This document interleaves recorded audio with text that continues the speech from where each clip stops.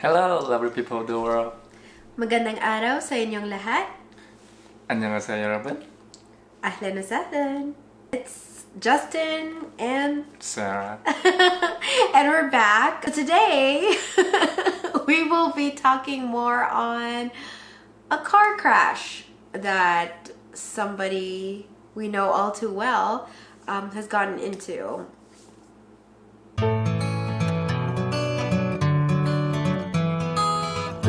Okay, so ever since we had gotten back from our Dubai trip, we've decided that it's about time that we focused more on the wedding planning process. So I bought my wedding gown. Actually, I think my sister bought the wedding gown. That was her gift to me, my bad. So yeah, my sister and I went wedding dress shopping and I found a dress in my dream. He found his tuxedo, or he got it custom made. One of the very first things we had done was book our wedding venue. We wanted to do a wedding in the park. Anyway, we'll talk more on the wedding planning process and all that jazz, all that awesome stuff in another episode. For today, let's focus on the car crash. So I was driving home from work one day. I worked a day shift from 7 in the morning till 3 in the afternoon. I believe it was a Friday. Yes. And so I had an appointment with the vet for, well, not for myself, y'all, for my cats, for our two kitties. Every time I had an appointment with the vet, they're like, why you? But yeah, for our two cats, yeah, just an usual annual appointment to get their next shots. I had driven home from work. That's not when it happened, but then as I had put the cats, both of our cats, in their cat carriers, of course you can only imagine I was by myself. It was struggle and story of my life, but I was able to get them into their carriers in time, and then loaded them up into the car. Justin wasn't home yet because he doesn't end his shift at work till 6 p.m. So this was around 4:20 when I had left the house. The vet place is about half an hour away. I was driving, and then I was the very first in line with the two cats behind me in their carriers respectively, mind you. I was the first in line at the intersection. My light was still red, so I was just waiting for my turn. I was about to make a left turn, and then the light turned green arrow, the blinking green arrow, which basically means it's my right of way to make a left turn and proceed safely. So I went ahead and did that, and I could swear to you that out of nowhere, I literally had my eyes on the road, and before I know it, the road just disappeared from my sight, and I didn't understand what was going on, but I could feel like pressure pulling up into my head, like as if like blood pulling, as though I was upside down. And then yeah, next thing I know, I opened my eyes and the windshield was all cracked. There was broken glass at the side, beside me, and also onto the actual road. I figured, somebody hit me. So yeah, didn't dawn on me right away. I just went like, why is everything weird? I was driving one moment, next thing I know, there's broken glass everywhere, and I feel like pressure or like something pulling up in my head. And apparently that's just all the blood rushing, because apparently I flipped over. Because, you know, like, I don't remember hitting my head. I remember hurting anywhere. I just remember hearing 3 loud bangs. Just bang, bang, bang. And I went like screaming with every bang. So, ah. And then I'm like, where did the road go? Boy, oh boy, scariest day of my life. So guess which car there was mine? The one that's upside down. So what basically happened, according to witnesses, was that the other driver ran a red light and T-boned right into my car, and apparently I flipped a few times, 2 or 3 times they said. Thankfully, oh my goodness, you guys, like, seat belts are, I totally have high respect for them right now. Like, whoever invented the seat belts, like, oh my goodness, thank you so much, because you saved my life. And I'm sure the lives of so many other people. But yeah, the seat belt basically saved my life that day, because it had me glued to my seat, and I could have just like dove into the windshield. Who knows what would have happened. And yeah, the only thing I remember thinking was, well, there was a gentleman, an older gentleman, who had the courage to actually look, take a peek through my window, the driver's seat window, and went like, "Hi, are you okay? Do you feel any pain? Are you able to walk?" And I just went like, "Yeah, I think I'm fine. I should be able to walk. I could feel my legs still. I just can't get out of the car because I'm buckled in. Like literally, a seatbelt is gluing me up to the roof of the car." So yeah, so he unbuckled me, and I told him I'm really scared that if once he unfastens my seatbelt, I might actually fall forward and just go right through the windshield, which is already shattered to begin with. But he said, "Don't worry, I've got you. I'll hold on to you. I'm just gonna unbuckle your seatbelt right now." And he unfastened it, and then he held on to me, like kind of like this. I was able to get out of the car safely with his help. However, I had no choice but to support myself by putting the palms of my hands on the road, the concrete. Unfortunately, there was still some broken glass there, so I ended up with a few cuts. But yeah, thankfully, I almost came out of there unscratched, unscathed, totally fine. One hole. I wasn't missing any of my fingers or toes. My head was still intact. So yeah, I was still able to walk. But then as soon as I had come out, I was still in a squatting position, as you can imagine, because I had to squat and crawl my way out of the car through my driver's window, which was already shattered, by the way. But then so I came out, and then I was still in a squatting motion because the witnesses, there were a few more that came to my aid at the time, insisted that I don't get up right away. They said, "Just stay where you are, take a seat if you need to." I told them, "But there's broken glass everywhere." And they're like, "Okay, just stay squatting. Can you tell us your name? Do you know what day it is?" And it's like, wow, these people must be first aiders. They're awesome. Like, they know exactly what they were doing. So yeah, but these are just civilians, you guys. So it goes to show, like, it does go a long way to have a little bit of insight when it comes to first aid and emergency response. Right after telling them what my name was, I couldn't even answer what day of the week was because I was like, "I have my cats. My cats are still in the car. I need to go get them." And I tried to crawl my way back into the car, but then they stopped me and they said, "Don't worry. This gentleman here is going to go get your cats." "How many?" Because I said cats. So they're like, "Oh boy, crazy cat lady. How many cats you got in there? Please don't say 21. But yeah, I was like, "There are 2 of them. They're in pink pet carriers. Please, please. I just want to make sure they're okay."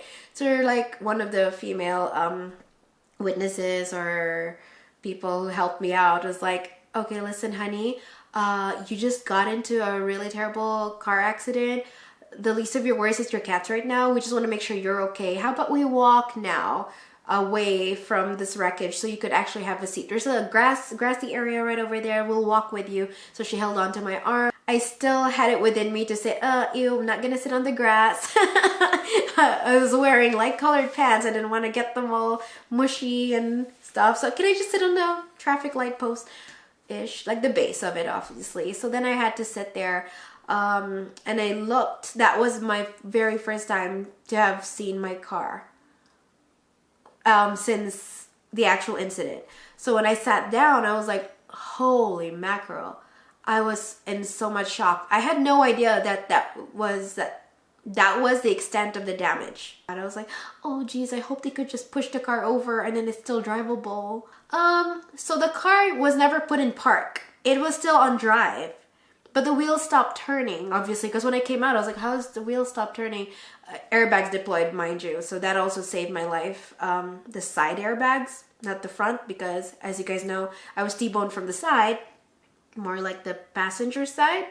The EMS, like the emergency medical response team, I would say it took about 5 to 7 minutes after the incident. As I was sitting on the post, the EMS or the ambulance arrived. Shortly after the cops arrived, I would say about 2 minutes after the ambulance arrived, the cops arrived, and then I didn't even know there was fire truck or the fire personnel having showed up because I was still in the ambulance. So what happened was the paramedics insisted that I walk into the ambulance to help take me out of the scene. They felt like I was still in shock.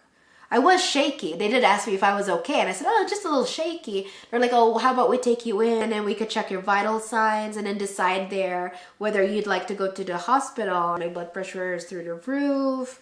Understandably, they said for somebody who's in shock, I guess. That's when I noticed, hey, my left arm is actually kind of sore. And when I glanced over, it was really rosy and really, really warm to touch right above here, my upper arm. So I just couldn't understand it. And then the paramedics felt kind of assessed it and said, oh, most likely this is going to be a huge bruise by tomorrow. Today you won't feel much, but tomorrow you're gonna feel like your whole body's aching. And I went like, doubt it. I know I didn't hit anything. But I mean, they're the experts. I was like, okay, well, I'll brace myself for that. Thank you so much for the heads up. And they're like, is there anyone you want to call? Oh, I'm pretty sure I called you. I called you even as soon as EMS got there. I said, one sec. I need to call my fiance. And then I called you and I said, honey, I'm so sorry. I just got into a car crash. And I didn't believe it at first. what did I tell you? I don't remember. You said, please don't get mad, but I got into a car crash. I didn't believe her. The reason why I didn't believe her because we were talking about that the night before. Yeah, we were just joking, hey? The night before, you went to get facial, and you didn't tell me that you're going to get your nails or facial. Well, So you disappeared for about 2 or 3 hours and I couldn't reach you. You're not answering your phone. So I was really worried. And then when she finally picked up her phone, she told me that she was at a facial. And that's when I said, well, you should have told me that you're going to go get your facial because I was so worried. I thought you got into a car crash. I thought your car rolled over. I had to go find you. I had to go along every road that we normally go to, whether it's Deerfield or Stonehenge or Crota, and then to go find your car that's been flipped over. We talked about the night before. oh, honey, please. Honestly, I'm really sorry I made you upset and I worried you, but I mean, my phone was on silent, understandably. When you're in there getting a spa, like massage and facial all in one, they encourage that you turn your phone off. And also that you take off every piece of jewelry you've got. So No, what I meant was before you go in. Well, I didn't think it was going to take too long. They told me it'll only take an hour. Oh, I'm sorry. Peace. Alrighty.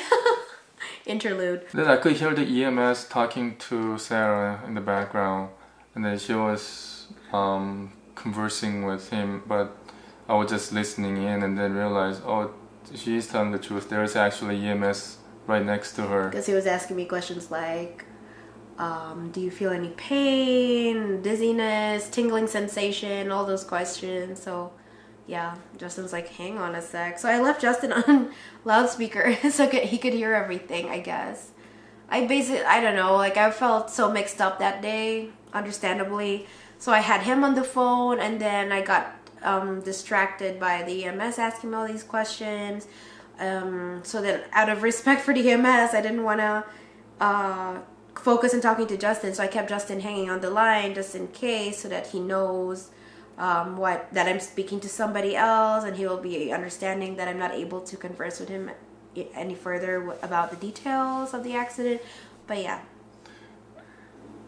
I was already getting out of my work and getting into my car on my way to her as she was conversing with the EMS on the scene. And then I remember a cop knocking on the ambulance door and he was asking, is everything okay?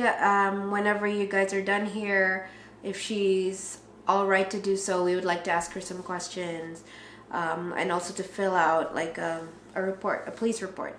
So then the EMS said, yeah, she'll be out in a few minutes. And then the paramedic spoke to me and said, are you okay? Are you sure you don't want to go to the hospital? And I assured him, I promise you I will go to the nearest walk-in clinic.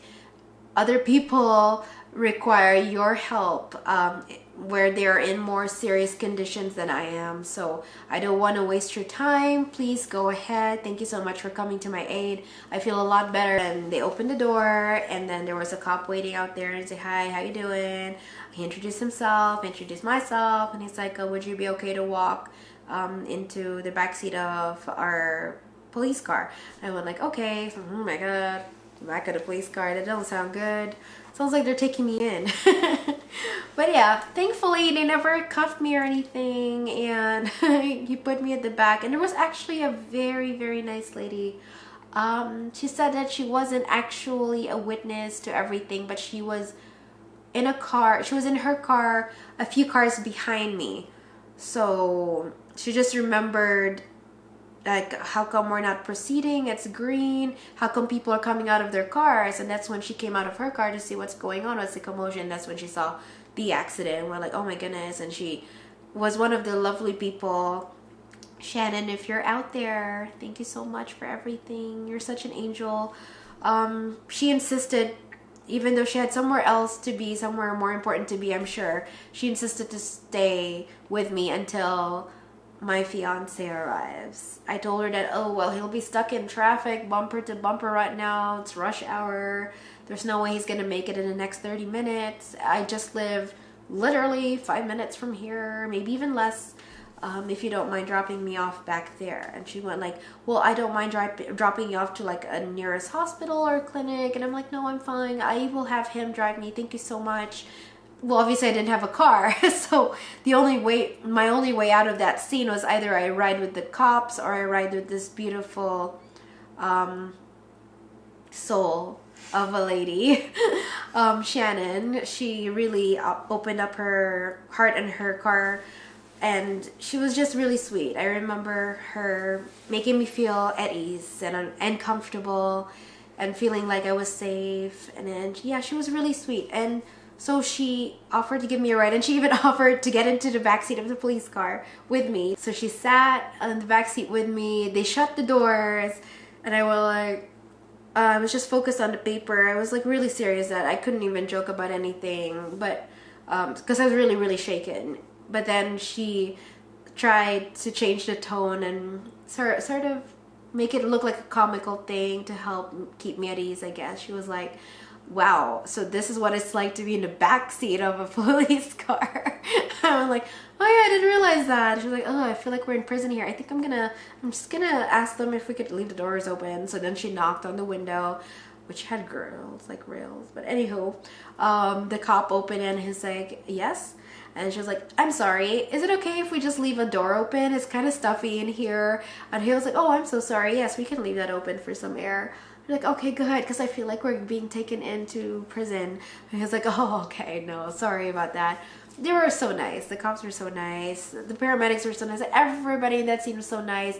Mind you, I never spoke to the other driver. In fact, one of the few things I remember asking was to the witnesses was, how were the people in the other car? Are they okay? Is there anything we can do to help? You know, like, I just want to make sure they're okay and they're not seriously hurt. And I remember one of the witnesses telling me, oh honey, your car is the one that flipped over and rolled over a few times. You are our main priority. They're fine. They are walking. They're fine. Okay, just we're worried about you. So yeah, I was so relieved that nobody got seriously injured based on what she said. I never even saw the driver. Like, I didn't know which one was the driver among all these lovely faces of witnesses trying to, you know, help me out and assess the situation. So could have been Shannon. It could have been Shannon, right? It's not. But yeah, so I was in the back of the police car filling out the police report. To the best of my knowledge, describing what I remember of the incident. I eventually found out who the other driver was because Shannon actually from a distance tried to take a picture of the scene. She said, can I have your phone? I can take pictures of the scene. I went like, oh, okay. I guess that'll help. I've seen a lot of Judge Judy, product placement, Judge Judy shows and Hot Bench and all that. Oh, I love all those courtroom hearings. But yeah, So then she took pictures of the scene to the best of her capabilities from a distance because she didn't want to interfere like with all the investigation and stuff. What else? She even took a picture of the other driver. They said it was an older gentleman and an adult daughter. And so then she showed me, oh, I captured their faces. Not close up. It's from a distance of them walking towards another cop car to fill in their version of the police report. So I was like, okay, good enough. Is he okay that you know of? And she went like, well, he was actually the one who had phoned 911. I remember that much, she said, based on what her fellow witnesses said. So, but then I asked her, did he ever come to me and, you know, make sure I'm okay? And she said, no. He stayed right where his car was, phoned 911, and that's it. He didn't go anywhere near your vehicle. Understandably so, because, you know, in cases like these, you can't really expect the other driver to admit fault. So I was like, okay, cool. But yeah, I was just happy that he's fine and that everybody else in that passenger, in his car, I mean, all the other passengers were still fine. And I remember Shannon laughing at the fact that, oh my goodness, if you only knew, as soon as he came out of that car, you're like, my cats, my cats. Just like, if you only knew how funny that sounded. I was like, I know, did I sound like a crazy cat lady? She's like, pretty much. No, but they're my babies. They're our babies, right? So yeah. Oh, I wouldn't know what I would do without them. FYI, my very first car crash or car accident that I had gotten into, where I was the driver. So Shannon drove you back to our house. Yeah. By the time I arrived at the scene, you were long gone, and the fire truck was trying to flip over the car. And then I was looking around and I saw one other car. It was a Toyota minivan that had the airbag deployed. So I was casually walking around and I took a look at the license plate and I memorized the license plate. I had a suspicion that was the car, and then I wasn't sure if anybody took a photo of the license plate. In case it was missed. Yeah. But then I didn't see the driver of the car. There were some other people inside the car. I think maybe the driver also called some of their family members, and to pick them up. the family members were the ones who were near that car. And then I was on the phone with Sarah again when I arrived at the scene, and then she told me, just come home. But I was tempted to talk to the police or firemen or whoever on the scene, trying to make sure that they have reports of the other driver, because I want to do my own personal investigation. I want to have everything all in audio recording, because at the time the driver of the car that hit Sarah admitted that it was his fault, but I wasn't sure whether he's gonna keep that story or not, so I wanted to go talk to him and have that conversation in audio recording, but Sarah was insisting that I just come home. So I just got back into my car and came home. Aww. I had no idea you were planning on doing your own mini investigation, honey. That's so sweet. I met Shannon at our house. Well, I offered her some tea, coffee, something to drink, and she insisted just water will do, just water will do. First she asked, do you have wine? Oh, she's such a trooper. But yeah, I was like, oh, I'm so sorry, we don't drink alcohol. And she's like, oh, that's fine, water will do. So yeah, since then I kept telling Justin, we really should have at least one bottle of wine here just in case, you know, for future needs. Like, not necessarily for our own, but in case we have guests that prefer wine. So yeah, it's not like we were hosting dinners or anything, right? But yeah. Then shortly after that, we got into my car and then we went to the nearest walk-in clinic. Oh yeah, medical clinic, yeah. Yeah, and then she was seen by a doctor. So it's not my usual doctor, right? This is just a random walk-in clinic. Do you feel tingling? Do you feel dizziness? Do you feel a loss of consciousness? Do you remember having lost consciousness while you were in the car? I'm like, I honestly have no memory of all of that. I just remember going like, yo, where did the road go? Why is it feeling heavy on my head now? Which the doctor took it as you lost your consciousness Yeah. and then woke up. But you never lost your It's consciousness. hard to say. It's hard to say. You don't In know. my opinion, I didn't. But based on the way I described it, he said it sounded like there was a few seconds of unconsciousness there. Justin took me out to a restaurant to, get some food into our system. We went to a Vietnamese. The nearest Vietnamese place near the walk-in clinic area to get us some food because we haven't had dinner yet. So over that, I insisted that I would call the insurance company right away before they close. So I phoned the insurance company and then they took down my information. They told me I would hear back from an adjuster. I think I took a few days off of work because I actually felt too traumatized to even leave the house. A few sounds here and there made me all jumpy. I didn't think it was real. So I lent her my old car so that she has car to drive. Oh, she didn't drive for first 3-4 days after the accident. And then when I lent her my car for the first time, she said she was crying when she had to go to work for the first time driving by herself. It was so hard. It was tough. I was like very shaken up, every time I see a car speeding from behind me or even just merging into my lane, I just panic. And then months later, we heard back from the driver saying that he's denying the fault. He actually denied it. At least my insurance company told me, well, as soon as we determine liability, then we'll be able to get you, compensation in the sense like, physiotherapy. But the driver is saying that he was crossing the intersection while the light was still yellow for him, which is not true because Sarah went when her green light was blinking, so they can't be yellow on the other side. And all the other witnesses confirmed that. They were like, no, honey, your light was green. I was right beside you or I was right behind you. I saw it all. According to the cops, there were no skid marks on the road. So it looked like the driver never even hit the brakes. It's like he didn't even see me there. Just went right through. So the car was total loss. It was written off. But then we still had payment on the car. They can't fix it. The cost for them to repair the vehicle would supersede or outweigh the actual cost of the car if I were to sell it. Oh, I just lost money. Now I'll keep putting down payments to this car that will never be drivable. It's out of my hands. I'll be carless, plus a little bit broke. So on the court day, he pleaded guilty and then... Can you believe he waited up until the court day to plead guilty?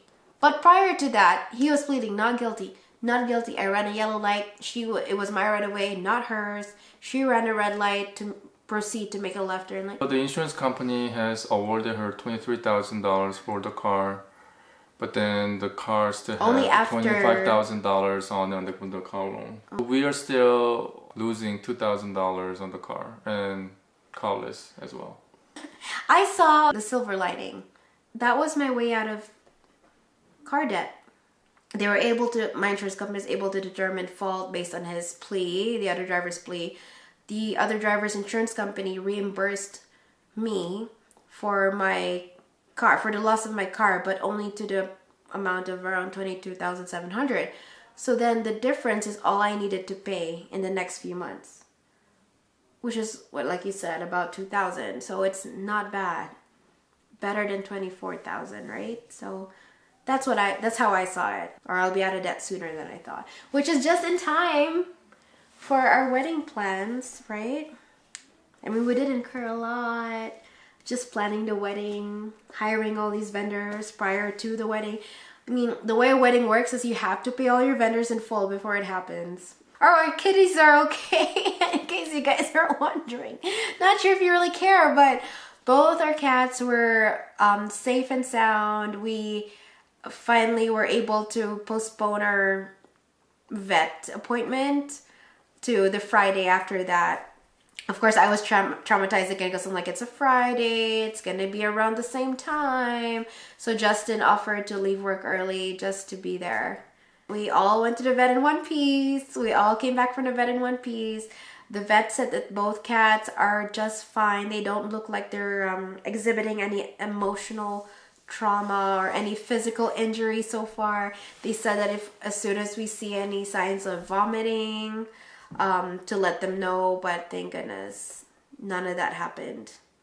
In our next episode, what are we going to be talking about? The whole wedding planning process. I love talking about weddings and the whole planning process. It's just sounds magical. I mean, this only happens once in a lifetime. Her favorite TV show is Say Yes to the Dress. Say Yes to the Dress. And 4 weddings. 4 weddings. Oh my goodness.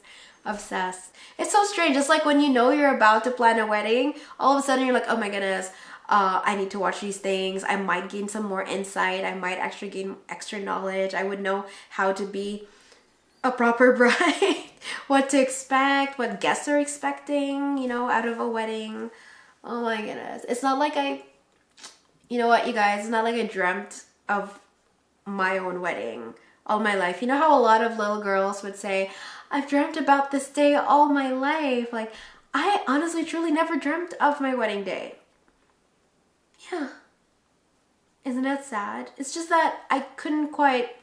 Growing up as a mixed race child, coming from mixed cultural background, mixed religious backgrounds, like I could not imagine or picture what my wedding day would be like. Like, what nationality or religion would the man of my future or my future husband be practicing or believing in? So it's hard for me to even picture what my groom would look like, let alone what he would be wearing, let alone what I would be wearing, what the setting would be location-wise. Is it going to be at a church? Is it going to be in a mosque? Is it going to be in a park, in a beach? Like, oh, no idea.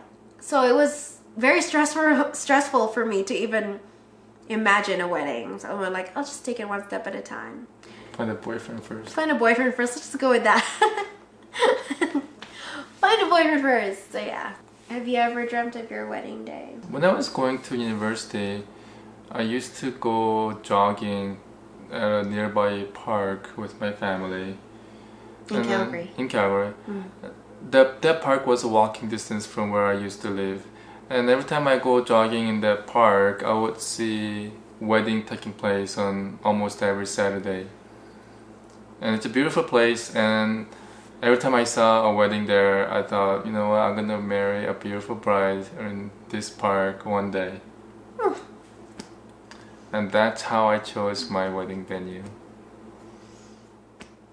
Oh my goodness, I'm so touched. And I've never even heard of this park before. I was so touched when I heard that there was a story behind it and that he actually envisioned his wedding day. I was like, oh, that's so sweet. Well, the fact that he had that kind of a backstory, we now have to get married there. We have to have a park wedding. Right. For those of you guys that know what I mean. Hopefully we'll talk more on our wedding plan. On my dad's side, Justin's parents' side, my mom's side, all that jazz, the vendors. So tune in and hope you guys continue to drop your comments and share your wisdom on the comment section. Thank you so much for bearing with us, for watching us, and for supporting us. I hope you continue to subscribe. For all of you guys who have subscribed, thank you so much for your time, and hope you never, you know, get tired of us because we really enjoy keeping a video diary of our lives together, our relationship, and how we start our next few chapters in this book that we call love. Goodness. Mushy much, but yeah.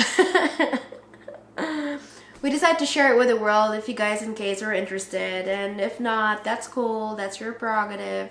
We really wanted to keep this diary for ourselves, our children, our future generations. So yeah, love you guys. Thanks for watching and for bearing with me. I talk too much. We love you. Mwah. Bye. See ya. See ya.